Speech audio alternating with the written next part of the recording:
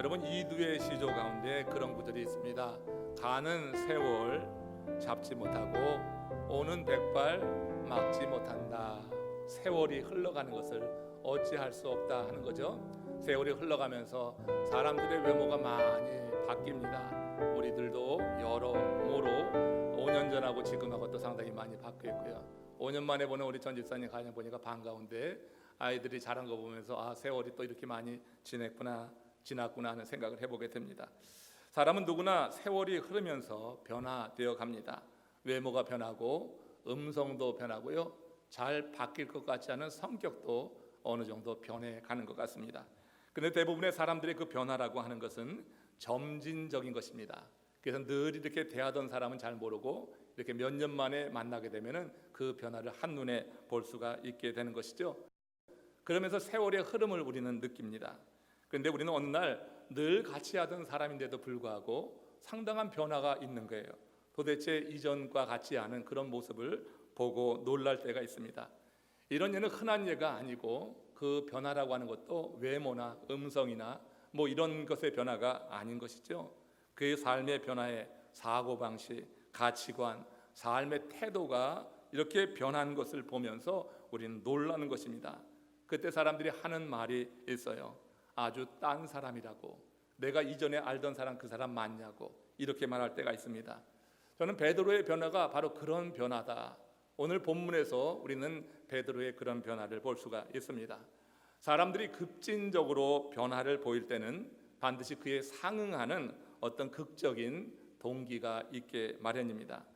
예수님이 승천하신 후에 제자들은 유대인의 핍박과 박해를 피해서 두려움에 사로잡혀서 이제 한 곳에 모이게 됩니다.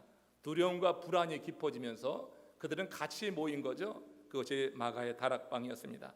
그리고 불안과 그런 모든 염려를 떨치면서 하나님께 기도하죠. 그때 그들은 아주 전혀 새로운 그런 경험을 하게 되는 것입니다.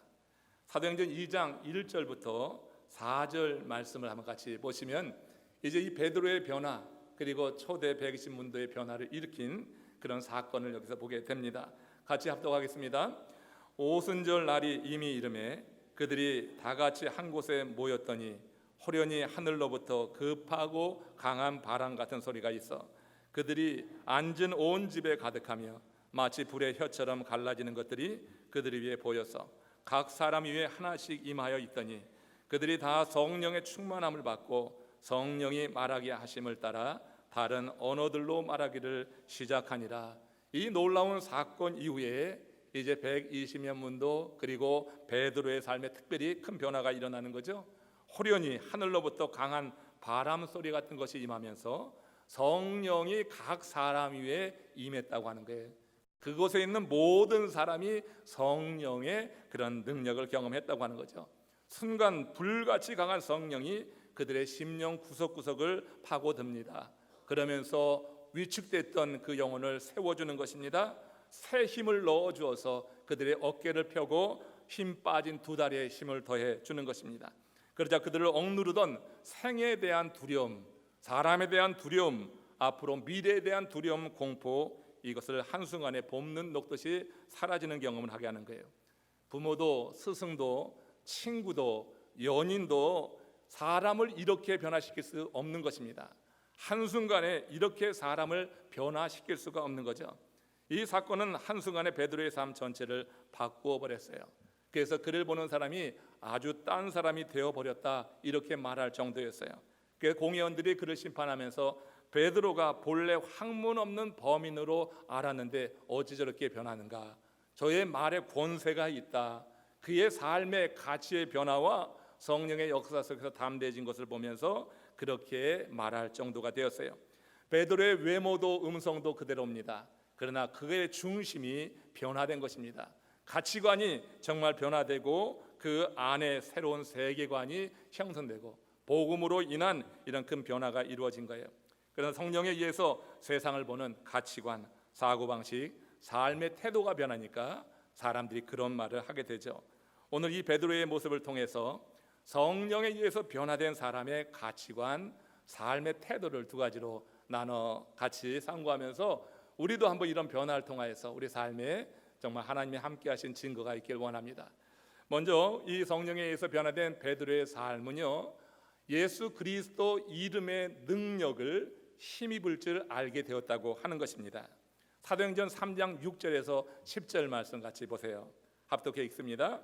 베드로가 이르되 은과 금은 내게 없거니와 내게 있는 이것을 내게 주노니 나사렛 예수 그리스도의 이름으로 일어나 걸으라 하고 오른손을 잡아 일으키니 모든 백성이 그 걷는 것과 하나님을 찬송함을 보고 그에게 일어난 일로 인하여 심히 놀랍게 여기며 놀라니라. 사람들을 깜짝 놀라게 한 이 일, 베드로가 예수 그리스도의 이름의 힘을 가지고 그 능력을 가지고 안진뱅이에게 명령할 때 이렇게 평생 일어나 본 적이 없는 안진뱅이가 벌떡 일어나면서 걷기도 하고 뛰기도 하고 하나님을 찬송하는 그 모습을 보며 사람들이 놀라게 되는 것입니다. 여러분, 이름에는 평판이 있고 인격이 있고 권위가 있어요. 그 사람을 대표하는 인감 도장과 같은 것이에요. 근데 우리 주님께서 믿는 자에게 당신의 이름을 사용할 수 있는 그런 권한을 주시겠다 약속했어요. 여러분, 인감도장 하나 가지면 재산이 넘어가는 겁니다. 인감도장 하나를 우리가 갖고 있으면 그 사람 모든 것이 거기에 담겨서 이런 세상의 재물이나 어떤 권리, 권한을 넘길 수가 있는 거예요. 우리 주님께서 베드로 또 많은 믿는 자들에게 믿는 자에게 예수 그리스도의 이름을 사용할 수 있는 권세를 주셨다고 했어요. 그런데 모든 사람이 그 권세를 힘입어서 사용하지는 못하는 것 같아요. 많은 사람들이 예수의 이름을 들을 뿐이지 그 이름을 자기 안에 갖추고 있지 못한 거예요. 내게 있는 것으로 삼지를 못한단 말이에요. 예수 그리스도의 이름은 수없이 듣지만 예수 그리스도의 이름이 내게 있는 것으로 고백되는 것과는 전혀 차원이 다른 거예요. 내게 있다고 하는 것, 내 삶을 예수 그리스도가 다스린다고 하는 것이 될 것입니다. 예수의 이름으로 능력을 일으키려고 하면 그 이름을 심령에 확실히 소유하고 있어야 되겠다. 베드로는 지금 그 이름의 권세를 다른 사람보다 더 크게 힘있게 사용하고 있는 거죠. 이럴 때 기적이 일어났던 것입니다. 평생 안진뱅이로 살던 그가 일어나 걷기도 하고 뛰기도 하고 하나님을 찬양하고 찬미하는 이 놀라운 일들이 벌어지게 된 것은 예수가, 바로 베드로가 예수 그리스도의 이름을, 이제 그 권세를 사용할 수 있는 능력을 발휘했기 때문이라 하는 겁니다. 미문 앞 안진뱅이에게 일어난 이 기적 기사를 대할 때 우리는 주로 베드로의 믿음에 주목합니다. 그러나 이런 유의 기적이라고 하는 것은요, 결코 일방적으로 일어나는 법이 없어요. 평생 안진뱅이가 갑자기 일어난다고 하는 게 뭐 베드로가 그런 능력을 가져서 믿음을 가져서만 되는 게 아니라고 하는 거예요. 이건 여러분, 믿음의 공감이 있어야 되는 거예요. 기적을 일으키는 그런 사람과 그 수혜자 사이에 어떤 믿음의 공감이 이루어질 때 이런 유의 기적은 일어나는 거다. 그렇다면 베드로야 말할 필요도 없는 거고 그 안진뱅이에게 어떤 믿음의 증거가 있는 건가? 오늘 본문에서 한번 살펴봅시다. 저는 그가 무엇을 얻을까 하여 베드로를 바라보았다는 이 말에서 그 단서를 찾아봅니다. 그는 베드로의 눈과 마주치는 그 순간에 성령의 감동 하에서 반응했을 것이라고 저는 믿습니다. 거기에 대한 설명은 없지만 분명히 그가 무엇을 얻을까 하여 바라볼 때 베드로가 그를 주목하여 보는 그 순간 성령의 역사 속에서 어떤 반응, 베드로가 볼 때 이 안에 믿음이 있다고 하는 어떤 반응을 분명히 보였을 것이라고 하는 거예요. 그렇지 않으면 이런 유의 기적을 설명할 수가 없는 것입니다. 한 예로 바울이 1차 전도 여행 중에 루스드라 지역에 들어갔을 때 유사한 그런 기적을 일으킨 적이 있어요.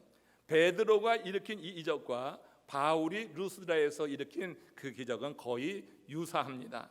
사도행전 14장 8절에 10절 사이에 여기에 보다 구체적으로 나온 거예요. 이제 상호 공감이 되어진다고 하는 거. 믿음의 공감이 있을 때 이런 유의 기적은 일어나는 거다. 하나님이 우리를 아무리 축복하기를 원한다 할지라도 우리 안에 믿음의 반응이 없이는 될 일이 아니라고 하는 것을 이 말씀 속에서 한번 살펴봅시다. 같이 읽겠습니다. 루스드라에 발을 쓰지 못하는 한 사람이 앉아 있는데 나면서 걷지 못하게 되어 걸어본 적이 없는 자라.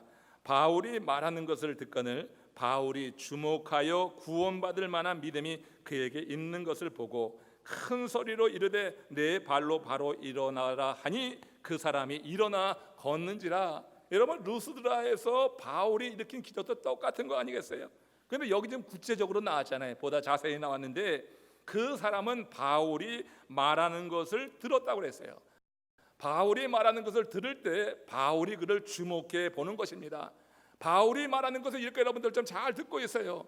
근데 바울이 보니까 이 안진뱅이 그 눈을 통하여서 볼 때 그가 어떤 마음속에 결의가 있는 거예요. 소원이 있는 것이 보이는 거예요. 믿음이 있는 것이 한마디로 보였다고 하는 거예요. 그래서 구원 얻을 만한 믿음이라고 하는 것을 영어 성경에서는 이렇게 설명해요. He had the faith to be healed라고 했어요. 그가 치유받을 믿음이 있는 것을 봤다고 하는 거예요.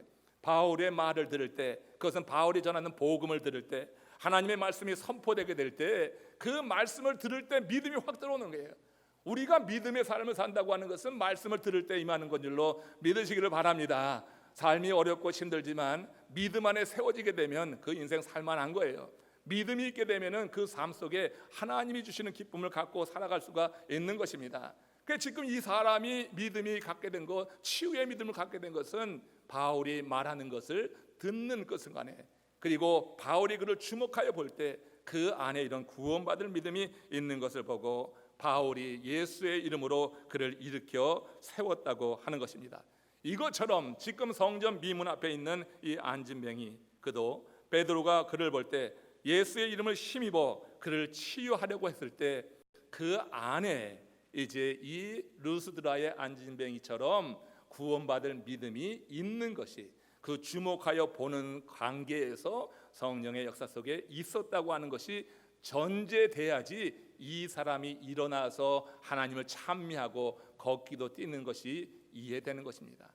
여러분, 이런 종류의 믿음 일방적으로 되지 않아요. 하나님은 우리에게 정말로 놀라운 기적을 경험하게 하시고 우리가 풍성한 하나님의 은혜를 받게 하시기를 원하시는 줄로 믿습니다. 오늘도 이 예배 속에서 하나님이 말씀을 통하여서 확실한 믿음을 여러분들에게 주시길 원해요. 하나님의 말씀을 들을 때 믿음이 생겨야지 그 위에 어떤 기도를 통하여서 예수의 이름을 통하여서 그 권세를 힘입음으로 말미암아서 삶의 대반전이 이루어지는, 이전의 삶과 이후의 삶이 전혀 다른 그와 같은 삶을 누릴 수가 있다고 하는 거예요.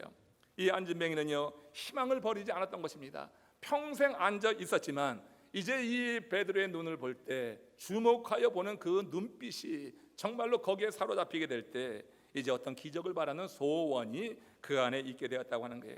이에 베드로가 예수 그리스도의 이름으로 안진뱅이를 향하여 담대히 선언하는 것입니다. 내게 있는 것으로 내게 주노니 나사렛 예수 그리스도의 이름으로 일어나 걸으라. 여러분 보세요. 어떤 것이 귀한 겁니까? 은과 금이 귀합니까? 베드로는 내게 은과 금은 없다고 그랬어요. 그러니까 내게 있는 것으로 네게 주겠다고 그랬는데 그게 예수의 이름이에요. 은과 금이 귀합니까? 믿음으로 말미암는 새 생명이 귀합니까? 묻는 제 입이 아픈 질문이에요. 이게 내 입만 아픈 질문이지 여러분은 금방 대답할 거예요. 생명이 귀하다 이렇게 말할 것입니다. 여러분 한번 묻겠어요. 은과 금이 귀합니까? 생명이 귀합니까? 지금 제대로 대답합시다. 여러분, 생명이 귀합니까? 은과 금이 귀합니까? 말은 잘해요. 근데 실제 삶 속에서는 생명보다 은과 금을 우리가 택할 때가 더 많이 있으니 이게 문제예요. 이론과 실천이 다르다고 하는 거예요. 내 마음의 생각하고 실제적인 행동이 달라버리니까 하나님께서 베푸시는 기적도, 하나님 베푸시는 은혜도 누리지 못하는 거예요. 하나님이 우리에게 좋은 것을 주실 때는 공감되는 게 있어야 돼요. 일방적으로 주시지 않아요. 우리를 다 망쳐버리는 거예요. 그건. 그래서 우리가 믿음이 있을 때 우리 하나님께서 치유도 일으키시고, 내 믿음이 있을 때 인생의 문제도 풀어주시고, 내 믿음이 이렇게 주 앞에 표현되게 될 때 그때 주님께서 이루신 많은 것들이 있다고 하는 거지만, 실제 삶 속에서는 아는 것과 실제 그런 행동이 달라버릴 때가 있어요. 중국의 황룡 동굴이라고 하는 것이 있습니다. 세계에서 두 번째 큰 동굴이라고 하는데, 이 동굴 앞에 가면 안내자가 이렇게 설명을 한다는 거예요. 이 동굴에 들어가는 문이 두 개 있습니다. 하나는 행복의 문입니다. 이 문으로 들어가면 반드시 행복해집니다. 그러나 언제 죽을지 아무도 모릅니다. 또 다른 하나의 문은 장수의 문입니다. 이 문으로 들어가면 행복하지는 않습니다. 그러나 장수합니다. 여러분, 이 설명을 듣고 여러분들은 이 두 개의 문 중에 어느 문을 더 택하시겠어요? 여러분, 행복의 문을 택한다고 지금 말씀하시죠? 예? 여러분 모두 행복의 문을 택하실 것 같죠? 근데 결과가 뭐냐면은 더 많은 사람, 훨씬 많은 사람이요, 장수의 문을 택한다고 하는 겁니다. 행복의 문이 아니에요. 장수의 문을 택하는 거예요. 이 문으로 들어가면 행복해지지만 언제 죽을지 모르는 것에 대한 불안감, 이거보다는 행복하지 않아도 그냥 오래 사는 것을 사람들이 원해. 참된 가치, 진리를 알지 못하면 그렇게 살아갈 수밖에 없는 거예요. 그건 어쩔 수가 없는 거예요. 우리는 영생에 대한 기쁨과 그 소망과 믿음을 갖고 있으니까 우리는 다 행복의 문을 택할 거예요. 그렇지만 여러분, 세상의 사람들이 다 그 행복의 문을 택한다고 생각하지 마십시오. 실제적으로 장수의 문을 택하는 사람이 훨씬 많았다고 하는 거예요.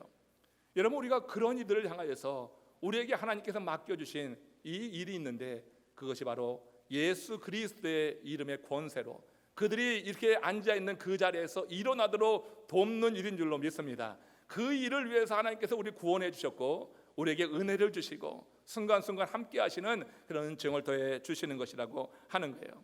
모든 사람이 그렇게 우리가 생각하는 대로 가지 않고 정말 정반대의 길로 택해 가는데, 그들을 향하여서 하나님이 갖고 계신 이 귀한 사명을 우리가 이루며 나가게 될 때 우리 삶 속에 정말로 보람 있는 그 삶을 누리게 될 거예요. 여러분, 세상 사는 사람들 은금이 주는 매력 정말 무시하지 못합니다. 세상 사람들은 그 매력 가운데 사로잡혀서 정말 마음은 이렇지만 전혀 선택할 때는 전혀 다른 선택을 하게 돼요.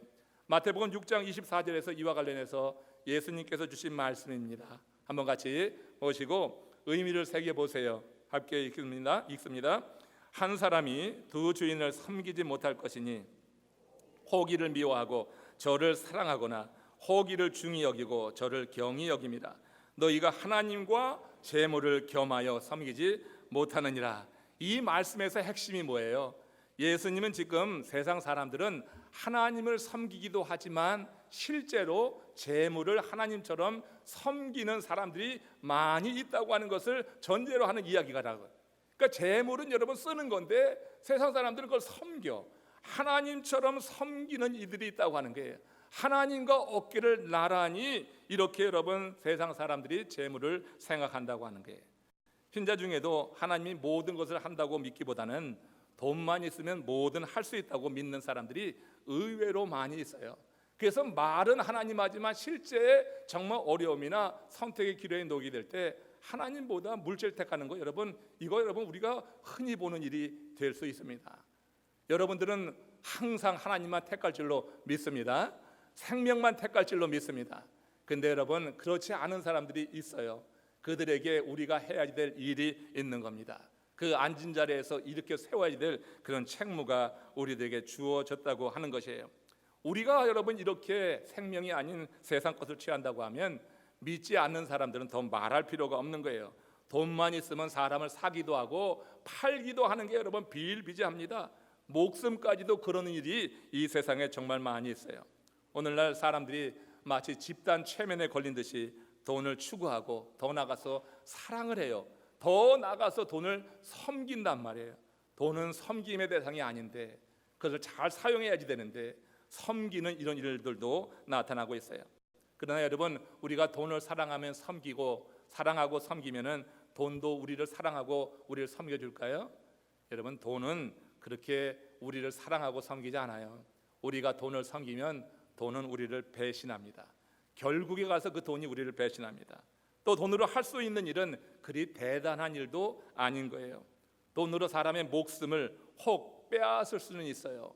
돈을 주고 한 사람의 생명을 빼앗는 것 지금 일어나고 있는 사회 현상 가운데 볼 수 있어요. 그러나 돈으로 죽은 사람을 살릴 수 있는 방법은 없어요. 돈을 가지고 어떻게 살립니까? 돈으로 태어나면서 안진뱅이 한 사람을 한순간에 벌떡 이렇게 세울 수 있는 방법이 없어요. 오랜 동안 여러 번 수술을 하면 혹시 가능할까? 한순간에 안진뱅이를 이렇게 세울 수는 없는 거예요. 돈으로 해결하지 못하는 인생의 문제를 우리 주 예수 그리스도께서 해결하신다고 하는 것.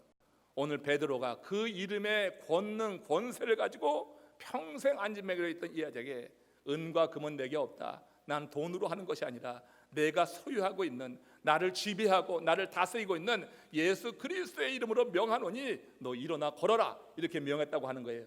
그냥 한 것이 아니라 베드로가 주목하여 볼 때 그 안에 구원 얻을 만한 믿음이 있는 것을 보고 그렇게 선포함으로 말미암아 그를 일으켜 세웠다고 하는 것입니다. 성령에 의해서 변화되기 전에 베드로는 사람보다는 사실은 일에 관심이 많았어요. 예수님께 몰려드는 무리가 있었는데 그들 다 사무적으로 대했습니다. 다 사무적으로 대했어요. 그들의 아픔에 대해서 그리 알려고 하지를 않았습니다. 그러나 성령에 의해서 변화된 이후에 그는 사람에게 진짜 관심하기 시작한 거예요. 변화되기 전에는 군중만 봤지만 변화되고 나서는 군중 속에 한 사람이 보이기 시작한 거예요. 이게 여러분 성령 안에서 변화된 사람들의 하나의 큰 특징인 줄로 믿습니다. 예수 이름의 능력을 믿는 것과 함께 사람에게 관심하게 된다. 한 사람에게 그 가치를 알고 한 사람에게 가치하게 된다. 한 예로 본문에서 베드로가 성전을 향하고 있을 때 그때요 매일 기도에 참여하기 위해서요. 보세요. 매일 기도에는요 이전에도 참여했다고 하는 거예요. 그리고 이전에도 성전 미문에는 그 안진뱅이가 앉아 있었어요. 그게 그날만 있었던 게 아니라고요. 사람들이 성전 미문에 두는 자다 그랬어요. 그러니까 이 안진뱅이는 항상 거기서 구걸하고 있었다고 하는 거예요. 그럼 베드로는 뭐야? 매일 기도에 참여했으니까 어제도 그제도 그 정통 유대인이요 그렇게 여러분 기도의 그 능력을 아는 사람으로 그렇게 하루 3번 기도를 했다고 하는 거예요. 그 기도 시간이 돼서 갈 때 그날만 이 안진뱅이가 눈에 들어온 것이 아니에요. 이전에도 있었지만 그날 유독이 그 안진뱅이가 눈에 들어왔어요. 여기서 성령의 역사가 있었다고 하는 것을 생각해야 되는 거예요. 여러분 우리가 스쳐 지나가는 많은 사람들과 만남을 갖게 됩니다. 여러분들 일상생활 속에서 이 사람 저 사람 만나고 매일같이 만나는 사람도 있고 가끔 만나는 사람도 있고 해요. 그런데 성령이 역사할 때 그 사람에 대해서 깊은 관심을 갖게 되고 그를 위해서 기도하고자 하는 마음을 들게 하고 이거 성령 하나님이 하시는 일이에요. 이걸 여러분 무시하지 않기를 주의 이름으로 축원합니다. 한영 성령 하나님께서 지금 그 사람과 여러분 사이에 뭔가 이루게 하시려고 하는 거예요. 그 사람이 때가 된 거예요. 하나님이 나를 사용하시는 거예요. 내게 이런 감동을 주셔서 그 사람이 때가 됐을 때 그 사람에게 어떤 하나님의 일을 이루기 위해서 우리에게 평상시 그냥 스쳐 지나가는 사람이고 날마다 만나기 때문에 별 관심 없이 됐는데 유독 그날 내 마음 가운데 그런 생각이 들었다. 기도하면서 그 사람이 떠오르고 그 사람 이름이 내 마음 가운데 새겨졌다 할 때는요 이거 성령 하나님께서 우리를 이어주는 그런 일이라고 저는 생각해요. 우리가 지금 40일 새벽 부흥성회를 하면서 여기 기도나무에 여러분들이 매일같이 이름을 써 올리는 분도 계시고 간혹 이름을 써 올리시는 분도 계셔요. 여러 가지 내용을 가지고 그 이름을 써 올리고 계시는데 제가 원하는 것은 여기 이름 써 올린 여러분들 그 상대가 정말 하나님의 특별한 은혜 가운데서 여러분들과 연결해 주시는 그와 같은 대상이 되기를 원합니다. 그들이 잘 되면 여러분들의 기도가 응답됨으로 말미암아 여러분들 마음 가운데도 영적인 능력이 더 임하게 될 줄로 믿습니다. 하나님이 행하시는 일에 대한 기대를 갖게 된다고 하는 거예요. 그래서 믿음으로 올리십시오. 함께 여러분 40일에 나오지 못해도 함께 여러분들 여기에 이름 한번 올리시면서 동참하시고 40일이 다 끝날 때는 이 기도나무에 더 올릴 것이 없을 만큼 빽빽하게 차서 우리 자신이 누군가에게 관심하는 것, 그래서 하나님의 역사 속에서 내가 관심하는 그 대상이 병이 낫고 인생의 문제가 풀리고 하나님께서 이어준 그런 목적을 다 이룰 수 있도록 그렇게 여러분을 기도해 나가는 훈련을 쌓자고 하는 거예요. 변화되기 전에 베드로는 군중에게 관심 없었어요. 그 한 사람에게 관심 없었어요. 무리에게만 관심이 있었지.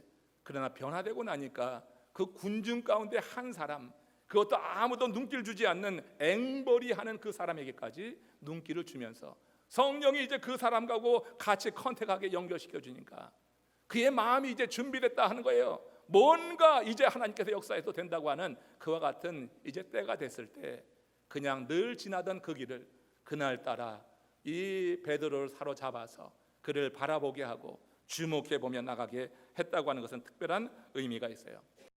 지금 베드로는요 시간이 임박했다고 도움 청하는 그를 못 본 채 하고 지나갈 수가 없는 거예요. 성령이 그 발길을 잡으니 그렇게 할 수가 없는 거예요. 돈이 없다고 무심하게 지나칠 수도 없었다고 하는 거예요.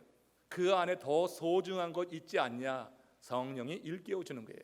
네가 돈은 없지만 네 안에 정말로 귀중한 거 있지 않느냐? 네가 예수의 이름의 권능과 능력만 믿으면 내가 권세를 주었는데 그 권세를 가지고 네가 행할 일이 있지 않는가? 그런 마음의 감동이 임한 거 아니겠어요? 그러니까 돈이 없다고 그냥 갈 수도 없는 거야. 이제는 성령의 감동이 왔을 때 그 안에 있는 가장 귀한 가치, 예수 그리스도의 이름을 가지고 내가 은과 금은 없지만 내가 가지고 있는 것을 내게 명하노니 일어나 걸으라, 이렇게 선포할 수 있었다고 하는 것입니다.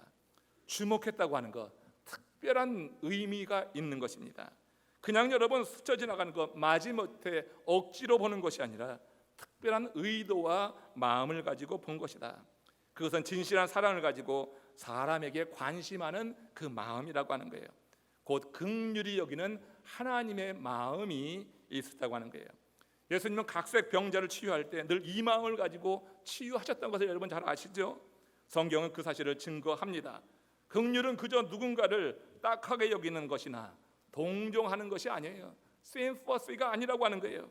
울컥하면 눈물을 흘리고 감정이 자극되는 그 이상의 것이에요. 공감하는 거예요. 그 긍휼이라고 하는 것은 불쌍히 여기는 것이 아니라 공감이다. 영어로 구분하자고 하면 제가 한번 말씀드렸지만 이게 심퍼시와 엠퍼시의 차이라고 하는 거예요. 심퍼시는 그 안에 들어가지 않아요. 그냥 불쌍하게만 여기는 거예요, 삼자의 입장에서. 그러나 여러분, 엠퍼시는 공감하는 거예요. 감정이 이입되는 거예요. 그 안에 들어가서 그의 아픔이 나의 아픔으로 고백되는 거예요. 그럴 때는 반드시 행동이 나오는 거예요. 예수님께서 누군가를 긍휼히 여기시고 불쌍히 여기시고 민망히 여기셨다고 하는 성경의 표현이 있어요. 그거는 감정 이입이 되는 것입니다. 그의 사정으로 들어가는 것입니다. 그렇기 때문에 예수님은 그냥 지나갈 수가 없었고 항상 어떤 일을 이루셨어요. 마태복음 14장 14절이 그 하나의 증거입니다. 같이 보시고 합독합니다. 예수께서 나오사 큰 무리를 보시고 불쌍히 여기사 그 중에 있는 병자를 고쳐주시니라. 큰 무리를 봤지만 그 중에 병자 가운데 믿음을 갖고 있는 사람이 있었단 말이에요.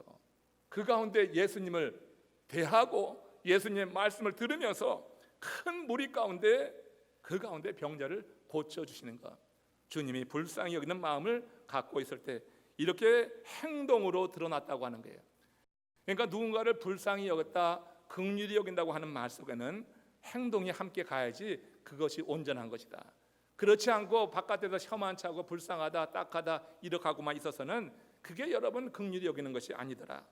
성령에 의해서 변화된 베드로, 그는 지금 이 마음을 가지고 안진뱅이를 주목해 보고 있는 것이다. 그래서 그는 지나갈 수가 없는 거예요. 그는 하나님이 주신 마음이니까 지나갈 수가 없어요. 긍휼히 여기다 보니까 그가 난데 어떻게 지나가? 그러니까 주목해 보고 다가가는 거예요. 은금 없지만 그보다 더 귀한 예수의 이름이 그에게 있는 것을 보고 주목하여 그를 보면서 예수의 이름으로 일으켜 세웠다고 하는 것입니다. 보네퍼라고 하는 독일의 유명한 신학자가 그런 말을 합니다. 요즘 그의 말이 요즘 한간에 많이 나돌고 있는데 그 말은 쓰지 않겠어요. 그보다 오늘 이 본문과 관련해서 이런 말을 했어요. 남보다 많은 것을 가지고 있다고 하는 것은 축복이 아니라 책임이다.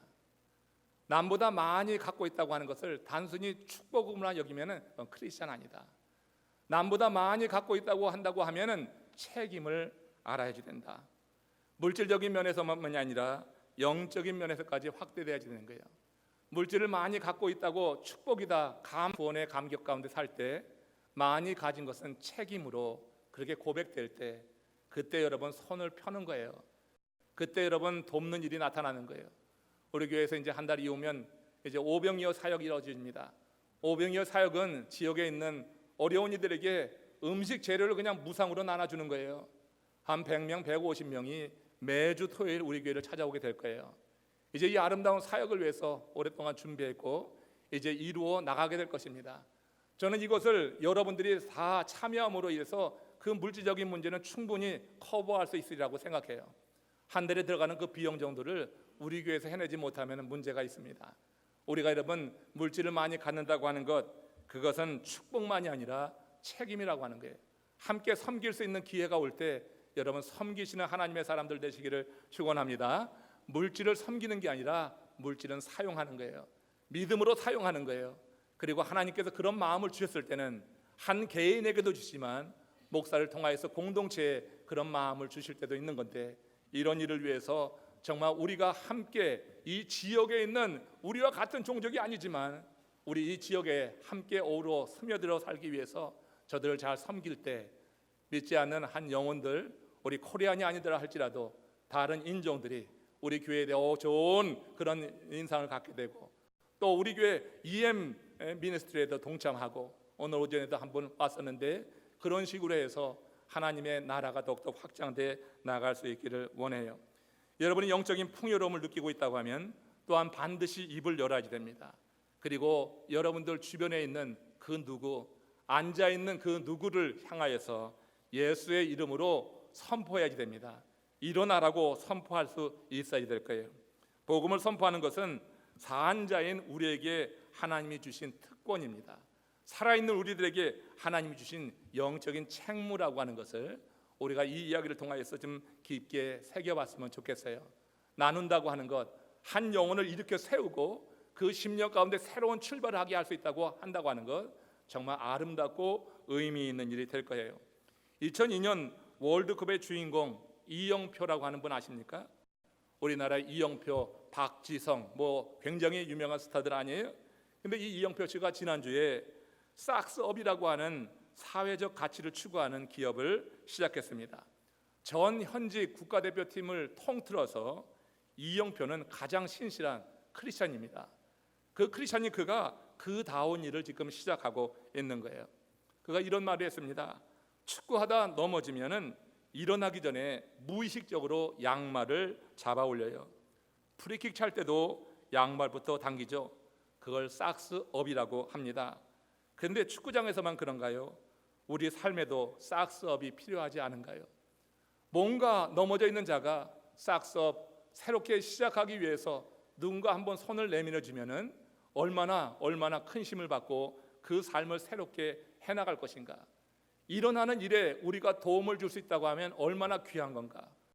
베드로가 성전 미문에 앉아있는 이 안진뱅이를 보면서 성령이 그를 터치할 때 성령 받은 자답게 그에게 가장 귀한 예수의 이름을 통하여서 그를 일으켜 세운 거예요. 이 안진뱅이의 삶이 이제는 구걸하는 삶이 될 거 아니잖아요.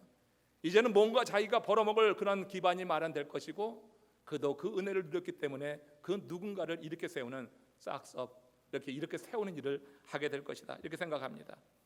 이영표 선수가 축구 선수로 최고의 영광을 받기만 하며 살았어요. 그런데 이제는 패스를 하고 싶다 하는 것입니다. 내게 돌아온 것을 내가 골로 만들어서 영광을 받으려고 했는데 이제는 패스를 하고 싶다.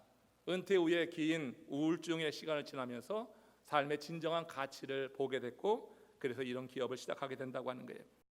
크리스천으로 이웃에게 기회를 주어서 일으켜 세우는 것이 자기도 일어나는 것이다 하는 그런 진리에 대한 깨달음을 갖게 된 겁니다. 그에게 있었던 일이 이 앞에 나오는 사진이에요. 이영표가 이제 토트넘 주전으로 뛸 때 맨유에서 뛰고 있었던 박지성 선수와 한국인끼리 서로 라이벌 경기를 이제 벌이게 되었습니다. 이때 이영표 선수가 박지성에게 그만 골을 뺏겼어요. 그래서 자기 팀인 토트넘이 그만 실점을 하게 된 겁니다. 그러니 이영표 입장에서 얼마나 이게 그래요, 주저앉고 싶겠지. 근데 그때 바로 그 골을 잃고 나서 찍은 사진이라고 하는 거예요. 박지성 선수가 뒤로 가서 손을 잡는 것입니다. 슬며시 이영표 선수의 손을 잡았어요. 또 가만히 보니까 이영표도 박지성 손을 내치지 않고 꽉 깍지를 쥐고 있습니다. 여러분, 감동적이지 않습니까? 그 치열한 경기에서 서로의 마음을 보담아주는 두 선수의 모습은 잔잔한 감동을 주는 거예요. 이영표 선수는요, 박지성이 그때 자기의 손을 잡아준 것을 결코 잊을 수가 없다고 그래요. 그때 여러 가지 마음의 감정이 오갔을 거 아니에요. 근데 박지성이 와서 손을 잡아주는 것 잊을 수가 없다. 그러면서 그런 말을 합니다. 이제 이익과 기회는 패스하되 사람은 패스하지 말자. 그런 마음으로 식삭스업이라고 하는 기업을 시작합니다. 이런 말을 했어요. 내게 받던 영광, 이익, 기회는 다른 사람에게 패스하고 사람은 패스하지 말자. 멋진 말 아니에요? 사람은 패스하지 말자. 하나님께서 모든 사람을 우리에게 다 보내주시는 게 아니에요. 여러분, 감동이 오고 긍휼력 있는 마음이 24시간 내내 오는 게 아니잖아요. 우리가 살면서 그런 거 아닙니까? 그러면 우리가 어떻게 살겠어 도대체? 우리 예수님도 아니고.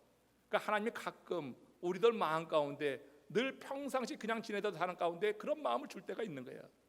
예? 늘 같이 보고 그래서 함께 잘 지냈었는데 어느 날 특별하게 그런 마음을 줄 때 그 사람을 패스하지 말라고요. 하나님이 주신 마음을 가지고 그 사람을 대하라고요. 그 사람을 대할 때 하나님께서 왜 그런 마음을 주셨는지 그 사람의 삶의 변화를 통하여서 후에 알게 하실 것입니다. 예수님께 군중이 몰려들 때 그들을 물리치기에만 바빴던 그 마음을 헤아리지 못했던 베드로였습니다. 그가 지금 변했어요. 성령의 강림 속에서 그 능력을 경험하면서 10년 곳곳이 그 성령의 감화 감동을 냈을 때 그가 변했습니다. 미문 앞에 앉아있는 앵벌이는 이 안진뱅이를 패스하지 않았던 거예요. 그래서 주목한 거예요. 전에는 패스했어요. 다 지나갔어요. 그런데 그날은 주목해 본 것입니다. 그리고 그에게 예수 그리스도를 전함으로 그가 구해야지 될 것, 정말 이 안진뱅이가 구해야지 될 것은 은금이 아니라 예수 그리스도의 이름임을 그렇게 알려주고 있는 거예요. 바닷가에서 갓 잡아 올린 산 물고기는요 짜지 않습니다. 그래서 회로 먹을 수가 있어요. 그러나 바다에서 죽어 떠다니는 물고기는 회로 먹을 수가 없다고 하죠. 죽은 물고기는 바다의 염기, 그것이 쉽게 스며들어서 살코기가 짠 겁니다. 이처럼 우리 안에 세상의 염기가 스며들면 복음을 세상에 전하는 도구로 쓰임 받을 수가 없어요. 하나님이 들어 쓰시지 않는 거예요. 이미 염기로 가득 차면 안에 있는 것도 물어내려고 하고 우리가 주 안에서 말씀으로 새롭게 되지 않으면 하나님 일에 쓰임 받을 수가 없어요. 이런 점에서 성령 하나님이 여러분들에게 무슨 감동을 주셨다고 하는 것은 하나님이 쓰신다고 하는 거예요. 기회예요. 부담이 아니라 짐이 아니라 성령 하나님이 여러분들 마음 가운데 감동을 주실 때 믿음으로 택하시기를 주의 이름으로 축원합니다. 그걸 짐으로 여기지 말라고 하는 거예요. 그걸 내게 하나님이 주신 특권으로 여기라고 하는 거예요. 오늘날 세상에는 육신은 살아있지만 영은 죽은 인생이 허다히 많이 있습니다. 하나님이 사용하는 사람, 성령으로 변화되어서 심령에 예수의 생명을 갖고 살아가는 사람이고, 성령 하나님이 중간중간 주시는 감동에 대해서 예민하게 반응하며 거기에 따라 삶의 변화를 이루는 사람, 이런 사람은 하나님이 오늘 이 시대에도 사용한다고 하는 것을 꼭 기억하시길 바랍니다. 사랑하는 교우 여러분, 여러분 주변을 이 한 주간에 특별히 이 말씀을 들은 여러분들이 살펴보시기를 바랍니다. 그러면 반드시 영적으로 앉아있는 안진뱅이들이 여러분 주변에 의외로 많이 있다고 하는 것을 보게 될 것입니다. 영적인 생활을 동경은 하지만 스스로 일어나지 못하는 사람들 분명히 있어요. 여러분의 손에 이끌려서 나오기를 기다리는 그런 사람들이 있을 것입니다. 영적인 삶에 대해서 어떤 호감은 갖고 있지만 스스로 일어날 수 없는 그 사람들을 여러분들 찾으시길 바랍니다. 그 사람들 놓고 기도하는 이 가을이 되어서 하나님이 우리에게 풍성하게 베푸신 은혜에 감사하는 삶을 살았으면 좋겠어요. 또 여러분 주변에는 신앙생활을 한다고 하지만 안진뱅이처럼 은금만 추구하는 사람들이 있어요. 그들도 영적인 안진뱅이에요. 그들을 긍휼히 여기는 마음으로 주목해 보는 은혜가 있기를 원합니다. 그리고 여러분이 소유한 예수 그리스도를 확신 있게 전하는 이 한 주간이 됐으면 좋겠어요. 이 말씀을, 살아있는 말씀을 받는 여러분들에게 말씀의 속에서 역사하는 능력을 경험하는 은혜를 주시기를 주의 이름으로 축원합니다. 이 한 주간의 삶에 하나님의 말씀을 품고 그 말씀이 내 삶을 이끌어간다고 하는 것을 경험하며 사는 것처럼 기쁘고 감사한 게 세상에 어디 있어요? 그렇지 않으면 세상의 소리에 여러분들은 그냥 이끌려 다니고 말 거예요. 하나님 말씀 없으면 세상의 소리가 여러분을 사로잡을 거 말 거예요. 어떻게 하면 먹을까 입을까 이거 걱정 아니라고 이리저리 치우치고 이리저리 휘둘리고 그렇게 살면서 한탄하는 인생을 살고 말 것입니다. 하나님의 말씀이 우리를 이끌어간다고 하는 것은 감사한 일이에요. 하나님의 말씀이 우리 속에 역사하시고 주시는 감동을 따라서 우리가 선택하고 나간다고 하는 것은 축복된 하나님의 사람의 증거예요. 산 사람에게 하나님께서 그렇게 역사하십니다. 지금 살아있는 사람 주시는 그 감동을 잃지 않고 베드로처럼 그렇게 다가가고 주목해보고 손을 내밀어서 삶의 변화를 이루는 주인공들 되시기를 주님의 이름으로 축원합니다.